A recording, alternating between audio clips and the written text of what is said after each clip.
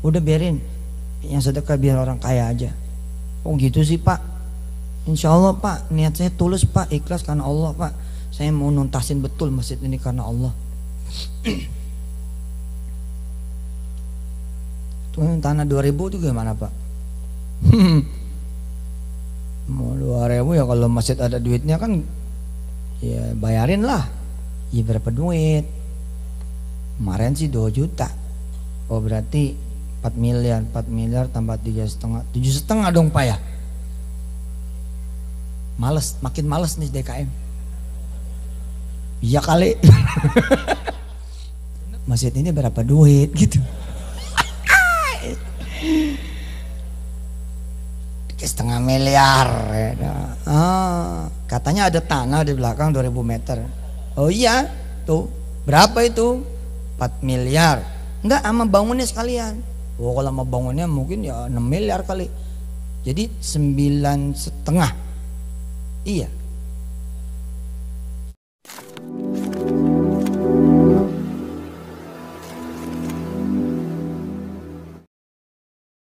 Assalamualaikum warahmatullahi wabarakatuh. Welcome back to my channel Letek Budi. Teman-teman, kali ini kita masih ngebahas tentang Yusuf Mansur ya. Cerita ini sebenarnya tentang seorang pemuda ya yang membangun masjid ya, seorang OB. Nah, cuma di sini banyak kesalahan juga sebenarnya. Nah, tapi karena ini ceritanya semacam historical gitu ya, dan Yusuf Mansur itu bisa dikategorikan dia itu jago storytelling, dia itu jago bercerita gitulah. Jadi kalau menurut saya, kalau dia dianggap mitomania dan nanti menjadi alibi itu untuk menghindari kesalahan dia dalam hal investasi atau hal yang lain terkait dengan sedekah atau hal-hal yang lain terkait dengan usaha dia, menurut saya itu nggak cocok ya, karena Yusuf Mansur ini jago sekali storytelling. Jadi dia bisa menghafal sesuatu yang orang lain belum tentu bisa. Menurut saya seperti itu. Apalagi orang-orang yang males ya, males untuk menghafal, karena banyak orang yang males menghafal lebih suka dia itu melihat sesuatu ya secara langsung. Itu wajar sih dalam kehidupan yang sekarang ini. Nah teman-teman, prosesnya bukan itu yang saya katakan, bahwasanya yang proses yang di sini ini menjadikan setiap ceramahnya Yusuf Mansur, setiap berproses dia bercerita itu memiliki tujuan, yaitu pada ujungnya ya intinya ya sedekah gitu, merekrut orang untuk sedekah. Dan ya wajar saja karena Yusuf Mansur itu jago berbicara, jago beretorika juga jago, dia juga jago untuk ngeles juga ya. Menurut saya jago ngeles sih, jago dalam menyusun kata-kata gitu. Makanya banyak orang yang mengatakan bahwasanya Yusuf Mansur ini orang gendam kali. Ya itu mungkin seperti itu ya, wajar lah. Tapi oke lah, terlepas dari itu kita lihat videonya, dan nanti di sini memang ada kesalahan yang menurut saya ngamit gitu. Tapi ya emang intinya bukan kesalahannya dalam kita menanggapi video ini. Intinya emang cerita ini ya menurut saya 100% ngarang gitu menurut saya. Pendapat kalian ya silahkan ditulis di komentar ya. Nah, karena saya katakan ngarang karena ada hal yang nggak nyambung sebenarnya dari awal gitu, yang akhirnya ujungnya dia terpaksa teruskan. Oke, kita lihat ya teman-teman. Ada satu masjid Pak. Satu masjid.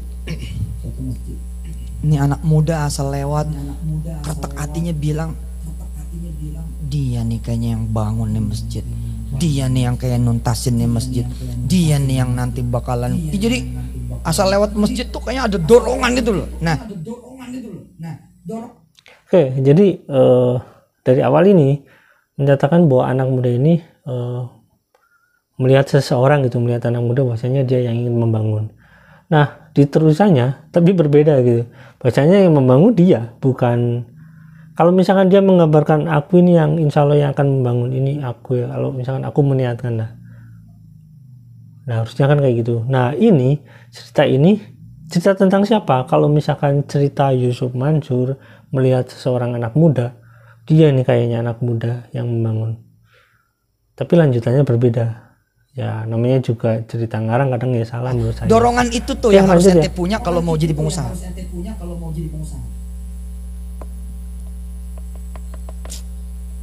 Tiap hari mikir pengen pengusaha. Begitu ada duit nyari toko buku tentang usaha. dekatnya dekat-dekat teman-teman yang pengusaha. Oh, nah si anak muda ini Pak, ibu bapak yang dirahmati Allah, saya doain ibu-ibu juga bisa jadi pengusaha yang saleh, amin. Nih anak muda ini akhirnya nggak tahan, dia ngomong sama DKM. Assalamualaikum. Waalaikumsalam. Nah, cerita ini ada dua asumsi ya teman-teman. Asumsi yang pertama itu kemungkinan si Yusuf Mansur melihat anak muda ini sebagai orang yang mau membangun. Asumsi keduanya, anak yang diceritakan Yusuf Mansur ini cerita tentang dia sendiri yang mau membangun, tapi ya karena udah terlanjur salah konsepnya ya jadi salah. Tapi oke lah, itu nggak penting sebenarnya. Wong ini cuma cerita ya. Kita lanjut ya teman-teman. DKM tahu keadaan dia.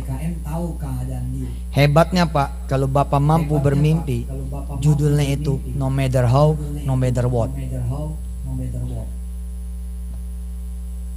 Nggak peduli apa dan bagaimana.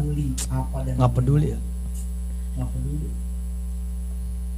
Jadi nggak peduli Anda STM apa SMK atau malah Anda SMP, nggak peduli. Ente bisa jadi the great businessman. Ente bisa jadi the great businesswoman.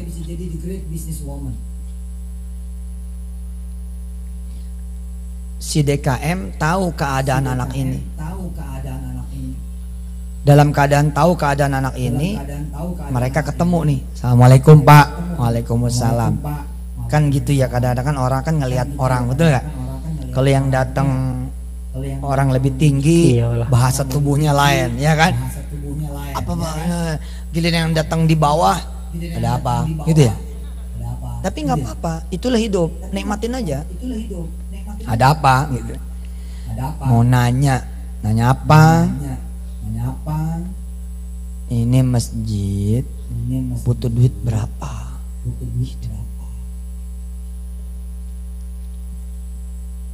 Emang ada apa nanya-nanya? Saya kayaknya mau nyelesain masjid ini. Duit dari mana kamu? Kamu yang ngontrak itu toh? Iya Pak.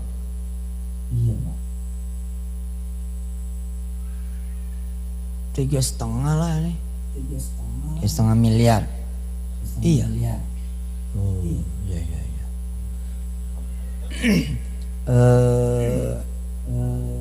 Nih ya, kalau ente the true dreamer, kalau ente pemimpi sejati, digituin orang nggak mundur. Kan banyak orang yang alah langsung itu. Jangan bos, makin ada yang ngecilin makin naik begini. Si anak muda ini Pak, itu tanah yang belakang 2000 meter jadi dibeli masjid. Gitu. Kok nih anak muda ini? Ya kalau ada duitnya jadi. Nah, kalau sama tanah itu berapa duit? Wow. Assalamualaikum. Baik, bismillah. Nah, cerita ini ada dua asumsi. 2000 meter jadi dibeli. Asumsi yang pertama Dengar itu ya, prinsip mimpi itu begini kemungkinan Pak. Dengar nih, si prinsip mimpi. Yusuf Mansur melihat gitu anak muda dikecilin, ini tambahin mimpinya. Asumsi keduanya, anakmu yang diceritakan Yusuf Mansur ini dikecilin, cerita tentang dia sendiri yang mau membangun, tapi ya karena udah terlanjur salah konsepnya ya jadi salah. Tapi oke lah, itu nggak penting sebenarnya. Ini cuma cerita ya. Kamu pikirin kita lanjut ya teman-teman. Udah biarin yang sedekah biar orang kaya aja. Oh gitu sih Pak. Insya Allah Pak, niat saya tulus Pak, ikhlas karena Allah Pak. Saya mau nuntasin betul masjid ini karena Allah. Gak peduli apa. Tanah 2000 itu gimana Pak? Gak peduli. Mau 2000 ya, kalau masjid ada duitnya kan ya bayarin lah. Ya berapa duit? Kemarin sih 2 juta. Oh berarti 4 miliar tambah 3,5, 7,5 dong Pak ya. Males, makin males nih DKM. Tahu keadaan anak ini. Iya kali. Bener loh Pak, nggak semua orang berkenan diajak mimpi. Saya nih karena punya pengalaman dikecilin, pernah pengalaman punya mimpi, demen kalau ketemu orang, Ustadz doain ya supaya saya bisa punya warung nasi goreng ya. Demen saya. Saya dengerin itu loh. Walaupun saya koreksi, mimpimu salah deh. Salah ya Pak. Nasi pecel kali ya Pak. Bukan di nasi gorengnya, nasi pecelnya salah. Jumlahnya itu loh. Kalau kamu mimpi jangan tanggung-tanggung. Gimana Pak? Ngini lah ngomongnya. Pak Ustadz doain ya supaya saya bisa punya 100 warung nasi goreng. Nah, Sarah Gura Agung buat ente. 7,5 kali. Udah deh ya, saya ada ini nih, ada rapat. Iya deh. Kalau nanti sekalian saya bangunin gimana Pak? Alah kamu nih ya, orang lagi sibuk ini loh. Ngomongnya bercanda aja. Enggak bercanda Pak, beneran. Ya udah, saya doain ya, biar kamu bisa nuntasin masjid ini 3,5 miliar. Ini orang bercanda nih. Si anak muda ini bilang, saya akan tuntaskan masjid ini. Dunia tidak percaya sama dia. Malah dia tambahin termasuk tanah yang 2000 meter. Tambah lagi tidak percaya. Tapi dia keep continuing his dream. Si anak muda ini Pak, dia keep going to his dream. Saya doain ibu-ibu juga bisa jadi pengusaha yang saleh. And what happened sir? Apa yang terjadi kemudian? Dia benar-benar kemudian tidak punya duit. Kenapa? Ente kecewa? Berharap ini Hollywood. Nah, cerita ini ada dua asumsi ya teman-teman. Asumsi yang pertama itu kemungkinan si Yusuf Mansur melihat anak muda ini sebagai orang yang mau membangun. Asumsi keduanya, anakmu yang diceritakan oleh Yusuf Mansur ini cerita tentang dia sendiri yang mau membangun, tapi kan ya karena udah terlanjur salah konsepnya ya jadi salah ya. Tapi oke lah, itu nggak penting sebenarnya. Ini cuma cerita ya. Kita lanjut ya teman-teman. Dari hamba Allah namanya Fulan, minta didoakan supaya bisa menyelesaikan pembangunan masjid ini. Makin lama nih DKI makin males itu. I did it Pak. Saya melakukan itu. Apa dan bagaimana? Let you know ya. Asal ente tahu, I did it. Saya sebar tulisan itu ke masjid-masjid yang lain. Di mana yang mau bangun masjid, saya kirimin itu. Takdir Allah saya nyampe lagi kemari. Emang bangun masjid siapa? Masjid aneh. Masjid ente semua ini. Walaupun kenyataannya tetap milik saya juga ya, milik umat Islam dimanapun berada. Tapi kan secara historikal, demografi, geografi, kita lihat ceritanya ya. Masuk lagi Jumat berikutnya, minta didoakan dari dia lagi. Mending sedekahnya gede, gocap, cepet. Minta didoainnya 7,5 miliar, 3,5 miliar. Tapi prinsip lihat yang keempat tadi apa? Biarin dunia nggak percaya. Yang penting lo percaya. Ini masjid butuh duit berapa? Kisahnya saya nisbahkan kepada kisah si office boy, kisah si anak muda yang bukan siapa-siapa. Tiap Jumat orang tahu dia akan bangun masjid di sana, bangun masjid di sana, bangun masjid di sana. Semakin banyak orang kemudian ngeledekin dia dan akhirnya menjadi biasa. Nggak ada yang ngeledekin juga, nggak ada yang muji juga, nggak ada yang nentang juga, tidak ada yang ngomongin. Maksudnya ya udahlah, mau diapain gitu, emang dia begitu. Toh biar gimana, lu nggak sedekah, dia sedekah, lebih hebat dia. Orang-orang akhirnya ngomong begitu. Tapi Pak, finally Pak, akhirnya dia ketemu seorang Pak, tahu nggak siapa? Sama-sama OB.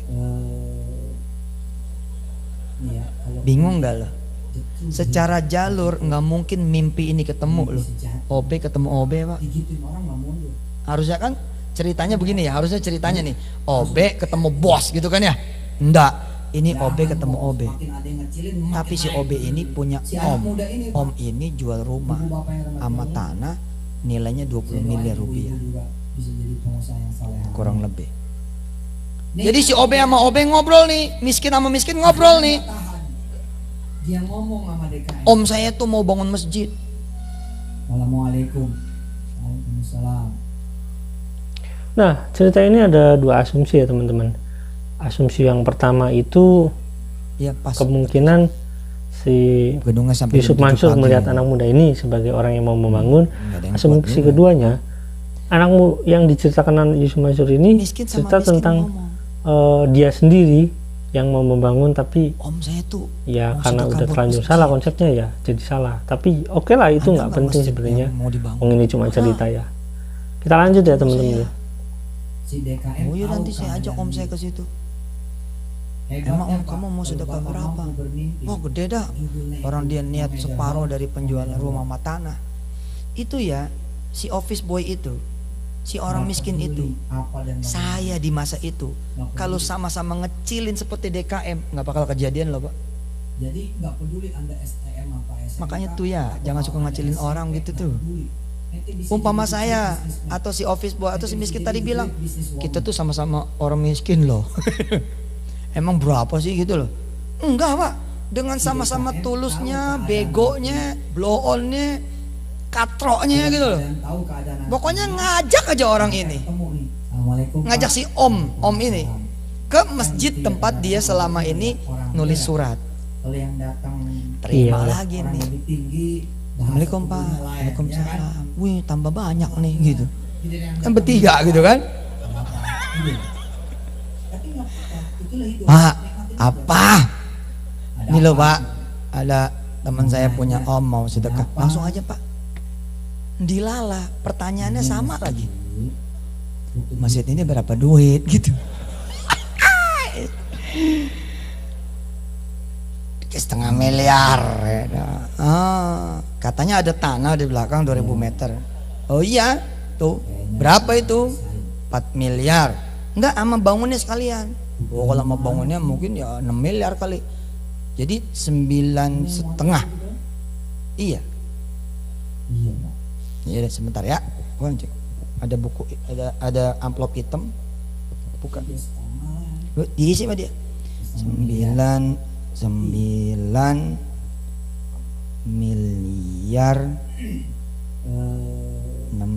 500 juta rupiah. Katakan. Kalau ente pemimpi sejati, Gemeter Pak. digituin orang nggak mau. Dan saya tuh sampai sekarang Pak, Kan banyak orang cerita-cerita ini Pak, langsung. tiap hari ada aja gitu. Ya, Saya berharap makin cerita ada yang keajaiban makin berikutnya. naik. Oke teman-teman, jadi begitu ya ceritanya ya. Kita kan cuma sebenarnya ini saya cuma mau membuat catatan aja di YouTube bahwasanya ada cerita ini biar teman-teman yang mencari data atau misalkan yang ingin tahu tentang Yusuf Mansur, tentang ceramah-ceramah dia yang ya mungkin membingungkan juga ya. Ya terserah lah pendapatnya tentang ceramahnya seperti apa. Yang jelas kalau yang mencari ceramah dia yang singkat-singkatnya, yang ininya ya bisa dikoreksi di setiap videonya. Itu kan ada itu di acara Korea baca di ini pengajian ini di Korea ya, biar teman-teman pengen tahu pengajian ini di Korea biar lebih mudah cari data. Cari aja datanya Yusuf Mansur di Korea, nanti ada pengajian ini. Nah cerita ini sebenarnya panjang karena dipotong-potong sendiri sama Yusuf Mansur. Cuma saya perbaiki aja sebenarnya biar ceritanya nyambung gitu. Nah dari cerita ini kita bisa ngambil apa ya, kesimpulan bahwasanya ya emang tujuan cerita ini untuk orang lain biar bisa sedekah. Nah tujuan yang sedekahnya itu kemana tujuannya, karena ya kita nggak tahu lah sebenarnya seperti apa. Bisa jadi untuk masjid, bisa untuk apa. Dan karena kepentingan Yusuf Mansur itu di sana juga kita nggak tahu sebenarnya apa. Tapi ya udah, nggak masalah. Tapi sebenarnya di balik cerita ini semua ada cerita-cerita yang terselip itu yang nanti akan saya upload lagi, yang saya rasa akan menjadi lucu kalau di-upload sekarang itu. Oke, terima kasih. Jangan lupa like, subscribe, dan komen. Jangan lupa juga share. Sampai di sini. Wassalamualaikum warahmatullahi wabarakatuh. Bye.